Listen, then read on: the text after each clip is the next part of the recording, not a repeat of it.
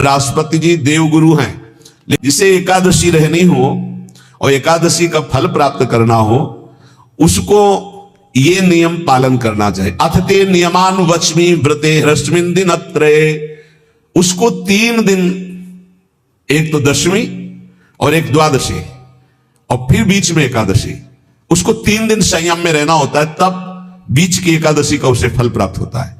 जिसे एकादशी व्रत रहना हो उसका नियम है कि दशमी के दिन कांसे के पात्र का त्याग करे।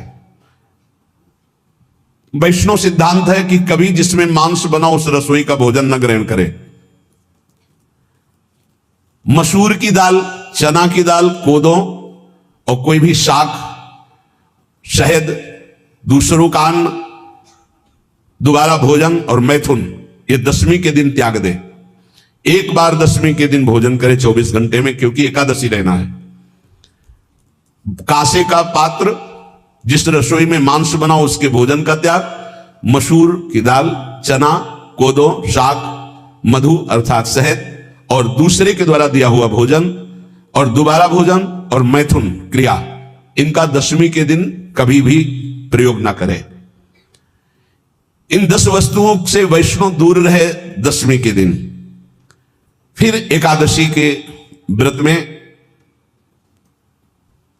ये पीछे तो हम वर्णन कर ही चुके हैं, कहीं नहीं आया यहां कुटू का वो कचौड़ी पकौड़ी और सिंघाड़ा का हलवा और सारी दुनिया की खीर और सब। ये एकादशी के दिन किसी भी तरह की गेम आदि क्रीड़ा ना खेले।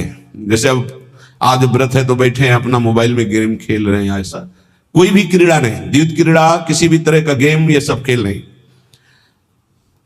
द्वैत क्रीड़ाम च निद्राम च तांबूलम दंत धावनम परापवादम पैशून्यम स्तेयम हिंसाम तथा रतिम कोपम हृतवाक्यम च एकादश्याम विवर्जयेत। एकादशी के दिन उपासक को चाहिए कि वो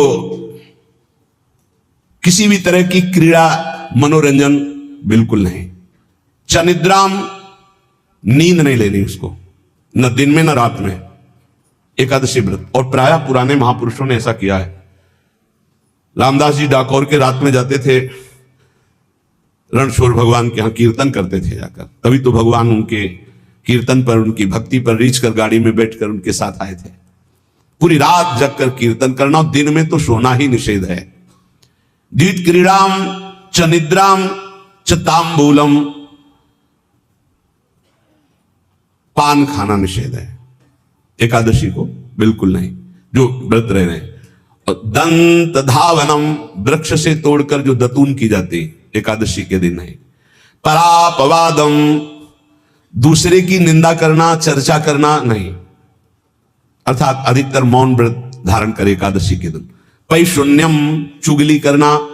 स्तेयम, कोई चोरी करना। हिंसाम, वाणी से, शरीर से, मन से किसी को दुख पहुंचाना। रतिम, अर्थात भोग करना, मैथुन करना। कूपम, किसी के ऊपर गुस्सा करना। अनत वाक्यम, झूठ बोलना। एकादश्याम विवर्जयेत, एकादशी के दिन ये नहीं करना चाहिए। एकादशी को एक बार कुछ फलाहार शुद्ध, अगर आपके पास कोई व्यवस्था नहीं तो थोड़ा दूध है, जल है, ऐसे आप लेकर, या थोड़ा सा फल ले लिया, थोड़ा सा फल लेकर के प्राण पोषण, एक दिन में मर नहीं जाओगे। कितने तो निर्जला एकादशी रहते हैं, हर एकादशी निर्जला। पूज्य श्री मथुरा दास जी निर्जला ही रहते थे हर एकादशी। चलो भैया, आपकी सामर्थ्य नहीं तो जल 2-4 बार ले लो, एक बार थोड़ा सा दूध और फल ले लो, चल जाएगा काम, प्राणों का पोषण हो जाएगा। ये आचरण न करे और एक बार कुछ आहार ले ले, वो भी शुद्ध भगवद अर्पित प्रसाद। फिर द्वादशी को काश्यम मांसम सुराम छौद्रम तैलम वितथ भाषणम व्यायामम च प्रवासम च पुनर्भोजन मैथुने अस्पृश्य स्पर्श मासूरे द्वादश्याम द्वादश त्यजेत। कांस के पात्र में द्वादशी को भी भोजन न पावे। जिस रसोई में मांस बनाओ उसमें आहार न ले। किसी भी तरह का नशा द्वादशी को न करे। शहद न पाए, तेल के बने पदार्थ न पाए, मिथ्या भाषण न करे और बहुत शरीर का व्यायाम ना करे, बहुत थकावट वाले कार्य ना करे, दोबारा भोजन न करे, एक बार द्वादशी को भी भोजन पवित्र, मैथुन न करे, जिसका स्पर्श नहीं किया जाता है ऐसे पदार्थों का स्पर्श न करे, और मसूर की दाल न खाए। द्वादशी को जो इन नियमों का पालन करता है, दशमी द्वादशी ऐसे और एकादशी ऐसे, तब उसे एकादशी व्रत का फल प्राप्त होता है। जो इस पद्धति से ये जो मनमानी है सब नहीं, हर पदार्थ मिल जाएगा आपको फलाहार में, हर पदार्थ। हमको बताया गया कि आपको जो चाहो सब पदार्थ फलाहार का। अरे भाई, हरितोष व्रत है तो हरि प्रसन्नता के लिए एक दिन भूखे रहने बहुत आनंद आता है। पहले भगवत कृपा से ऐसी गंगा जल पी करके कुछ दिन, फिर कभी कभी निर्जला एकादशी का भी आनंद। बड़े संन्यास मार्ग में थे तो बड़े संयम से सब शास्त्रीय पद्धतियों का निर्वाह होता था। उपासक को चाहिए कि इन नियमों से व्रत का अनुष्ठान करे, मनमानी आचरण न करे। सबसे प्रार्थना जो एकादशी रहते हो, हरितोष व्रत इसे कहते हैं, भगवान की प्रसन्नता के लिए रहा जाता है, रहना चाहिए। जो अपनी आचार्य परंपरा में है, जैसे जिनका सिद्धांत है, पर रहने का सिद्धांत ये श्री सनत कुमार जी वर्णन, श्री सनक जी महाराज, ये सनत कुमार जी वर्णन किए। सनक जी महाराज कह रहे हैं, यदि भगवान का आश्रय नहीं, सत्संग नहीं है, तो इन चार में से एक हो तो नाश कर देता, फिर चारों हो तो सर्वनाश हो जाता है। यौवनम धन संपत्ति प्रभुत्व विवेकता एकैपमप्यनर्थाय किमु यत्र चतुष्टयम। यदि सत्संग नहीं है, यदि भगवद आश्रय नहीं है, खूब धन हो, जवान अवस्था हो, और बढ़िया पद मिला हो, प्रभुत्व चलता हो, और अज्ञान हो, फिर क्या कहना है? बोले चारों जहां मौजूद होते हैं वहां सर्वनाश का खेल शुरू हो जाता है। अगर इनमें से एक हो तो सर्वनाश करने में पर्याप्त है, और अगर चारों हो तो फिर क्या कहना है? यौवनम, जवान हो, धन संपत्ति, खूब रुपया पैसा हो, प्रभुत्व, कोई पद हो, कोई अधिकार हो बड़ा, फिर अविवेकता और अज्ञानी हो, तो बोले एक नाश कर देगा, फिर चारों तो नाश ही कर देंगे। अगर सत्संगी है तो ये चारों महान कार्य कर देंगे। क्या यौवनम, जवान है, खूब दूसरों की सेवा, मेहनत पूर्वक धन संपत्ति कमाकर माता पिता की सेवा, परिवार की सेवा।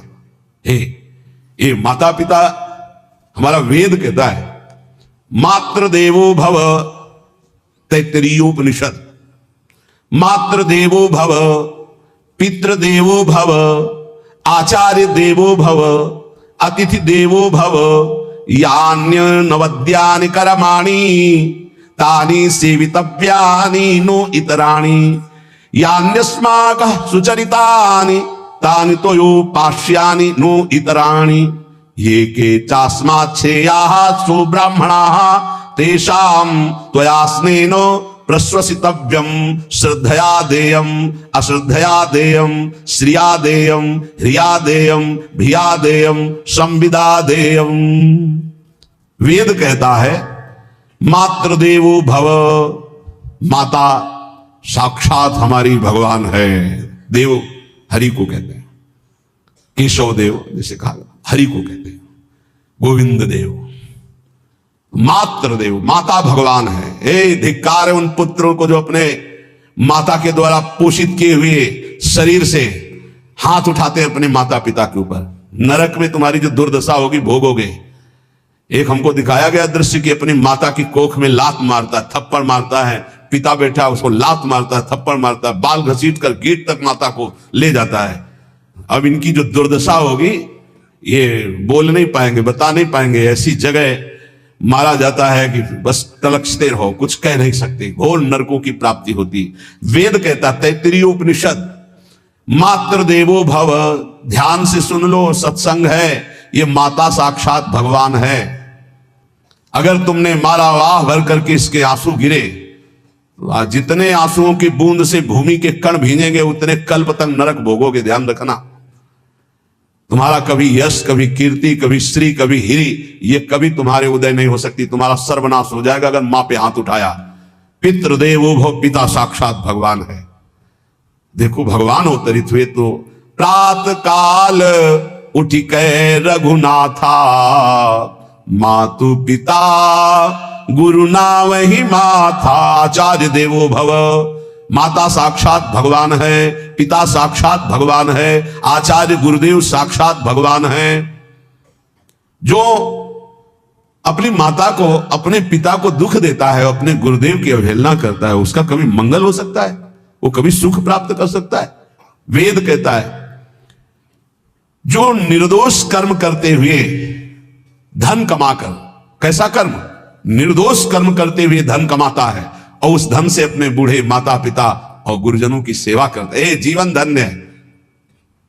धिक्कार है उस पुत्र को, धिक्कार है उस जवानी को, धिक्कार है उस धन को, धिक्कार उस बुद्धि को जिसको ये सब प्राप्त होने पर भी अपने बूढ़े माता पिता को दर दर के भटकने के लिए विवश कर देते हैं, जो अपने बूढ़े माता पिता को कष्ट देते हैं। जहां वेद कह रहा है मातृ देवो भव, पितृ देवो भव, आचार्य देवो भव, अतिथि देवो भव, चार बातें कही, अतिथि देवो भव। अगर बिना परिचय के कोई आ गया, कह रहा भूखा हूं, भोजन पवा दो, भगवान पधारे हैं, हम कह रहे मत अंदर आने दो, गेट के बाहर पवा दो, तुम्हारा संशय, पर उसे भूखा मत जाने दो, अतिथि देवो भव।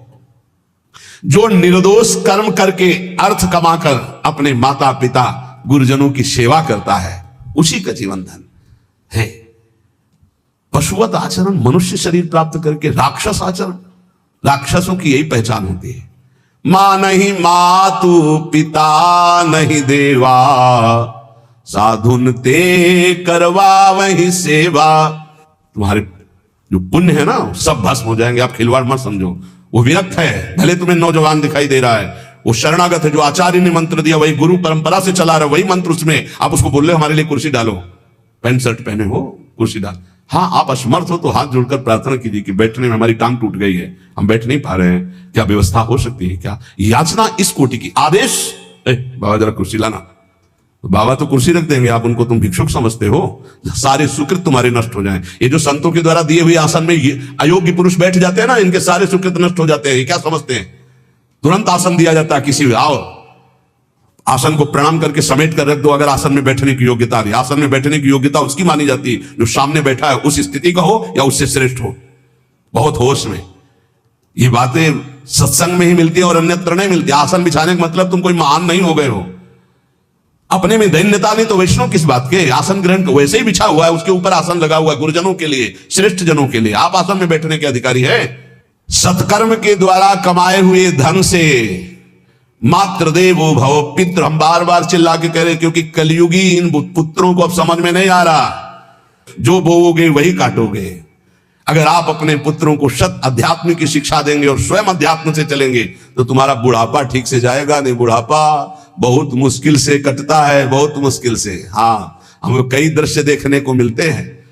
बता रहे एक बार बिंदौर इधर है, इच्छावर फतेहपुर, वहां से भ्रमण करते यार कि बड़े मकान से वयोवृद्ध भागते हुए आए और स्वामी जी बहुत कष्ट में हो। क्या कष्ट है आपको? आप तो महल से उतर रहे हैं। ये किसका है? बोले मेरा ही है। उनका कष्ट क्या है? बोले 4 लड़का है, 4 बहू है, सब खाते पीते हैं, मैं बहुत कष्ट में हूँ, सब कोई अपमान करता है। तुम निकलो फिर बाहर, बाबा जी बनो, भजन करो, भगवान के मार्ग का अनुसरण करो। चौथी अवस्था है। बोले ये तो नहीं हो सकता, रहूंगा तो यही कुछ ऐसा कर दो कि जिससे हमारे बच्चों की बुद्धि बदल जाए, जो हमको पीटते हैं, गाली देते हैं। हमको वो जादू तो हम जानते नहीं, और चल पड़े। और बड़ा अंदर से चिंतन हुआ कि जीव कितना आसक्त है। उन्हीं पुत्र परिवार घर में, बुढ़ापे का समय है, चौथी अवस्था में अगर घर ही में रह के भजन करो तो झंझट नहीं होगी। जो मिले जैसे मिले जीवन यापन करो, भजन करो, लेकिन प्रभु से मतलब नहीं। तो जितने भी जवान भाई बहन सुन रहे हैं, आप अपने माता पिता को, यहां हमारा वेद कहता है मातृ देवो हो, माता भगवान है, पितृ देवो हो, पिता हमारा भगवान है। धर्म के द्वारा कमाए हुए धन से माता पिता की सेवा करो। दूसरे दोषयुक्त कर्मों का कभी आचरण मत करो। यन्नस्माकं सुचरितानि तानि तोयो पापाश्यानि नो इतराणि। सुंदर आचरण करो जो महापुरुषों के द्वारा विधान किए गए हैं, पाप आचरण कभी मत करो। हमारे आचरणों में से एक भी ऐसा आचरण नहीं होना चाहिए जो दूसरे को दुखी करके धन संपत्ति लेने वाला हो। वेद कहता है पापाचरण किया और आपको गड्डी पकड़ा दी, आप निर्दोष को दंड दे दिए और दोषी को धन के कारण मुक्त कर दिए। अब आपके परिवार में जो तांडव मचेगा वो झेल नहीं पाओगे, चाहे कोई भी हो। बहुत ध्यान से सुनना, है सत्संग है, ये शास्त्र है। जो अधर्म पूर्वक दूसरे के द्वारा दिए हुए धन से गलत निर्णय करता है, दोषी को मुक्त करता है और निर्दोष को दंड देता है। उसको दुखिया को न सताइए, दुखिया देगा रोए, जब दुखिया के मुखिया सुने तब तेरी गति क्या होए। मर्सिडीज गाड़ी में भून जाओगे भुट्टे की तरह अंदर, कोई सांस लेने की जगह नहीं मिलेगी। कैसे? आगे से गाड़ी में किसी कारण आग लग गई, चलती गाड़ी में। अब आजकल सब रिमोट का सिस्टम होता है, वो तार जल गए जिनसे गेट खोला जाता है। अब गेट लाख लोग हैं आसपास, कोशिश कर रहे हैं, ना गेट खुल रहा है ना शीशा तोड़ा, भम मचा हुआ है, चीखते हुए अंदर एक एक परिवार का सदस्य भस्म हो रहा है। क्यों? किसी के परिवार को उजाड़ा तुमने, किसी के निर्दोष की तुमने दंड विधान किए हैं, पापाचरण किए, भोगना पड़ेगा। इसीलिए बार बार तुम्हें भयावह शब्दों से कहते हैं, कोई तुम्हें दंड नहीं देगा, तुम्हारे कर्म हर समय तुम्हारी खोपड़ी में सवार हो, वही तुम्हें दंड देंगे। इसलिए हमारा वेद कहता है, यन्यस्माकः सुचरितानि तानि तोयो पापास्यानि नो इतराणि। जिसमें महापुरुष विधान किए हैं कि यह आचरण करो वो सुकृत है, और जिसे मना करते हैं ऐसे पापाचरण मत करो, कभी दूसरे का अहित मत करो। जो कोई भी हमसे श्रेष्ठ गुरुजन है उनका आदर करो, उनको आसन दो, उनको विविध पदार्थों से सुख पहुंचाओ, विश्राम कर लेने के बाद वार्ता करो। श्रद्धा पूर्वक माता पिता गुरुजन अतिथि इनकी सेवा करना परम धर्म है। अश्रद्धा पूर्वक इनको कभी मत बर्ताव करो। बोलना, भोजन, ले बूढ़े जनों को ऐसे देखा है, ऐसे बड़ा कर लो, तुम्हारी भी बुढ़ापा आएगी, पता नहीं आ पाएगी कि नहीं आ पाएगी। अगर आएगी तो बहुत बढ़िया आएगी, तुम्हें ऐसे सताएगी कि आप देख लेना। बहुत हमारा हृदय इस बात से पीड़ित हो जाता है कि मां के प्रति ऐसा बर्ताव, जिस मां ने इतना पिता की क्षमता से हजारों गुना बढ़कर माता का प्यार होता है, ऐसे माता को, ऐसे पिता को हमें तो लगता है रोज चरण धो के पीना चाहिए। भगवान साक्षात इनमें विराजमान है। भगवान सच्ची कहता हूं, जो अपने माता पिता को त्रास देते हैं भगवान भी रक्षा नहीं करेंगे, कोई दान पुण्य तुम्हारा काम नहीं आएगा। क्योंकि ऐसे महामहिम पूज्य माता पिता के प्रति आप ऐसा देखो, प्रार्थना करते, चाहे गाली बकने वाले, गुस्सा करने वाले माता पिता हो, यदि वो चल नहीं पाते, वयोवृद्ध है, तो भगवान की तरह पूजा करो, उनके व्यवहार को मत देखो, तुम्हारा काम बन जाएगा, उनका आशीर्वाद आपको मिल जाएगा। आर्थिक स्थिति के अनुसार अतिथि की सेवा करो, गुरुजनों की सेवा करो, भय से भी युक्त होकर सेवा करो। अधिकार है माता पिता का, गुरुजनों का। यदि आप सेवा नहीं करोगे तो अपराध लगेगा। इतना बड़ा शरीर पैदा किया है, लेबरी करो, रिक्शा चलाओ, उससे जो मिले अपने माता पिता की सेवा करो। तो यहां कह रहे कि ये चार अगर आपके पास हैं, इनका सदुपयोग नहीं हो। यौवनम धन संपत्ति प्रभुत्वम अविवेकता एकैपमप्यनर्थायम किमु यत्र चतुष्टयम। यदि धन है, जवानी है, आपका प्रभुत्व चलता है, बड़े पद में हो और अज्ञानी हो, एक तो सर्वनाश कर देता है, फिर चारों हो तो सर्वनाश पक्का। और यदि कहीं भगवान का आश्रय मिल जाए, संत जनों, तो ये परम मंगलदायक है। अविवेक विवेक में बदल जाता है। जो धन है इसकी तीन गतियां बताई गई हैं। दान भोग विनाशश्च राया शिवगतस् त्रिधा। तीन गति होती है, एक दान और एक स्वयं भोग करना, और अगर नहीं किया तो सर्वनाश, वो नाश को ही प्राप्त हो जाएगा। गांव के कंजूस जनों के धन दीवालों में निकलते हैं, मटकी में बंद बंद करके दीवाल में पैक कर दिया और मर गए। अब दीवाल में नहीं, अब लॉकर में है, बैंक में है। कितने हैं? बोले इतने करोड़। कभी ना तो धर्म किया ना दान किया, कंजूस रात दिन उन्हीं रुपए का चिंतन किया, मर गए। एक रुपए का भी कभी सतमार्ग में प्रयोग नहीं किया। कह रहे दान भोग विनाशश्च, तीन गतियां हैं, दान या स्वयं भोग कर लो और या विनाश हो जाएगा।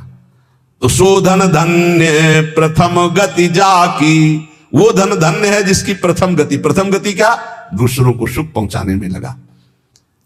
अस्पताल में दे दिया, गरीब लोगों की औषधियों के, या भूखी गौओं के उदर पोषण में, या संत महात्माओं के निवास या वस्त्र या भोजन, ये सब उत्तम गतियां हैं।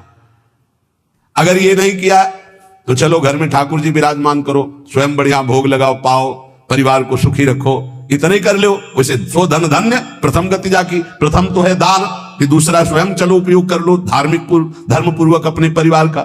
लेकिन अगर ऐसा नहीं किया तो तीसरी गति है नाश, वो तुम्हारे किसी काम में धन आने वाला नहीं है। जो ना दान करता है ना भोगता है उसका नाश हो जाता है। अरे भाई, वृक्ष से ही शिक्षा लो दूसरों के लिए ही होता है, तो तुम मनुष्य बनकर क्या दूसरों का परोपकार नहीं कर सकते? यदि तुम जवान हो, तुम्हारे पास धन है, प्रभुत्व है, विवेक है, तो तुम पूरे राष्ट्र की सेवा की भावना जागृत करो। समाज में ही भगवान विराजमान है। ये मानवा हरि कथा श्रवणास्त दोषा कृष्णांगी पद्म भजने रत चेतनाश्च ते वै पुनन्ति च जगन्ति शरीर संगात संभाषणादपि ततो हरिरेव पूज्यः। एक तो ये बताया, दूसरा बताया कि ये महाधन्याति धन्य होते हैं। एक तो होते जवान है, रुपया पैसा खूब कमा रहे हैं, बड़ा प्रभुत्व है, अविवेक है तो नाश कर देगा, और विवेक है तो इन्हीं का सदुपयोग हो जाएगा। एक है जो सबसे हटकर है, ये मानवा हरिकथा श्रवणास्त अधोषा, जो रात दिन नाम जप करते हैं, भगवान की चर्चा करते हैं और सुनते हैं, और अधोषा, वो सारे दोषों को अपने मिटा चुके हैं। कृष्णांगी पद्म भजने रत चेतनाश्च, निरंतर अपने चित्त को प्रभु के भजन में डुबोए हुए हैं, प्रभु के चरणों के ध्यान में अनुरक्त किए हुए। उनका क्या प्रभाव होता है? बोले तैवई पुनंति च जगतंति शरीर संगात। ऐसे महात्माओं का यदि शरीर है प्रगट में, तो उस शरीर से स्पर्श करके वायु जिस जिस को छूती है वो पाप रहित हो रहा है। जो उनके दर्शन करते हैं वो पाप, संत दरस जिमि पातक तरई, संतों के दर्शन मात्र से पाप नष्ट होते हैं, उनके शरीर के स्पर्श से पाप नष्ट होते हैं। संभाषणादपि ततो हरिरेव पूज्यः, यदि उनसे संभाषण करने को मिल जाए तो बोले वो इतना पवित्र हो जाता है कि भगवान उनमें वास करने लगते हैं। हरिदेव, हरि उसमें विराजमान है, हरि ही है, ऐसा वो पूज्य हो जाता है। यदि जो नाम जप कर रहे हैं, जिनका चित्त भगवान के चिंतन में है, जो कथा भगवान की चर्चा कर रहे हैं, जो भगवान की चर्चा सुन रहे हैं, अदोषाहा, जो समस्त दोषों पर विजय प्राप्त कर चुके हैं, ऐसे मानवाहा पुनंति च जगतंति, वो पूरे जगत को पावन करने की सामर्थ्य रखते। सतरत सतरत सा लोकांतार्यति मम भक्ति युक्तो भोनम पुनातु, वो लोक के लोक पावन कर देते। कैसे? उनके शरीर से स्पर्श की हुई वायु दूसरों के पापों का नष्ट, उनका दर्शन दूसरों के पापों का नाश, उनका संभाषण दूसरों के पापों का नाश। यदि संत संग मिल गया तो निश्चित हरिदेव ही, वो भगवान से ही मिल रहा है, क्योंकि वहां भगवान जागृत है सबके हृदय में, पर भगवान शयन कर रहे हैं, माया का पर्दा लगाए। संत के हृदय में भगवान पर्दा रहित होकर जागृत हो चुके हैं, तो उनके दर्शन से, संभाषण से, स्पर्श से निश्चित परम कल्याण इस जगत का होता है। कौन भगवान? भगवान किसे कहते हैं? तो बोले सनंदन मुनि बोल रहे हैं। सनातन जी की सुना, एकादशी व्रत पर बोले, और अभी तक सनक जी बोल रहे। अब सनंदन जी कह रहे ऐश्वर्य समग्रस्य धर्मस्य यशसः श्रियः ज्ञान वैराग्योश्चैव शरणां भग इतीर्णा।